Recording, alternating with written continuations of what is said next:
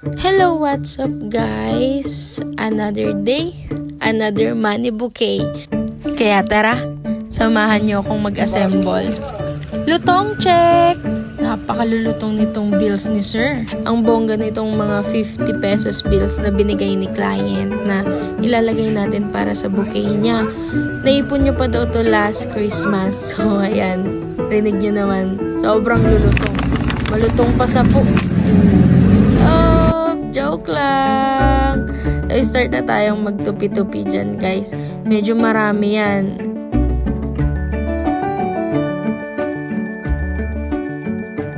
Yan, inayos ko lang yung camera kasi natumba.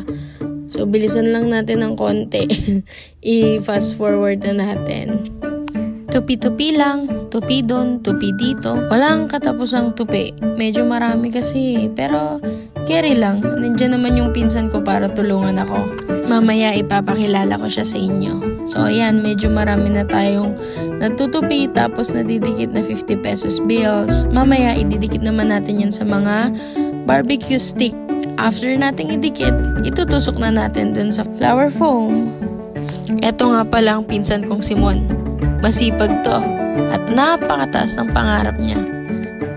So, ayun. Tapos na tayo. Papunta na tayo sa next step. Ididikit na natin ngayon yung mga natuping bills sa barbecue stick. Medyo mahaba-habang proseso pero kaya-kaya. Basic, sabi nga nila. Tuloy-tuloy lang tayo. Kaya yung iba na sasabihin nila, bakit masyadong mahal yung singil mo kapag gumagawa ka ng body bouquet? Hindi lang po yung materials ang binabayaran, hindi lang po yung wrapper, hindi lang yung barbecue stick, hindi lang yung lahat ng gamit na ginagamit.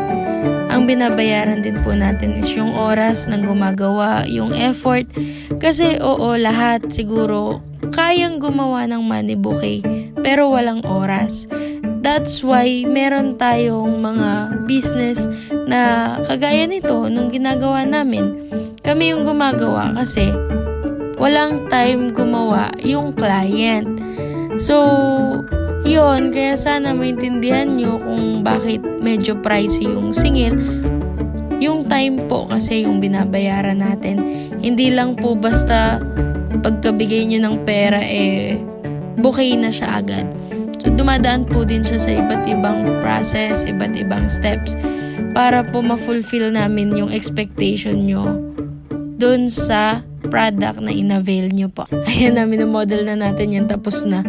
Kinabukasan na natin itutuloy yan. Pasensya na, medyo ngarag na yung itsura nung tagagawa nyo dyan. Medyo late na rin ako natapos, kaya ayan. Kinabukasan ko na lang itutuloy yung final touches niya and we're good to go. Ready na para ibigay kay nanay. Nguso-nguso pa pero antok na yan. So ito yung video na sinend ko kay sir nung gabi. Para lang makita niya na kasi sabi niya excited siya. Tadan! Last time para i-model. O, diba? Yan ang ating finished product. So hindi na natin hinabaan yung wrap niya sa bandang baba kasi para na itatayo natin siya dun sa likod ng car. O, diba? Minodel-model na ng lola nyo. Puyat pa yan. Sigurado akong matutuwa si nanay pag na-receive niya to. So, malapit na Valentine's Day. Habol na kayo. Kaya pa. Hanggat kaya ng powers natin, tatanggap pa rin tayo. Paggawa na kayo ng money bouquet, ng balloon bouquet, ng chocolate bouquet, or kung anong trip yung ilagay sa bouquet, message us. Thank you for watching. Bye!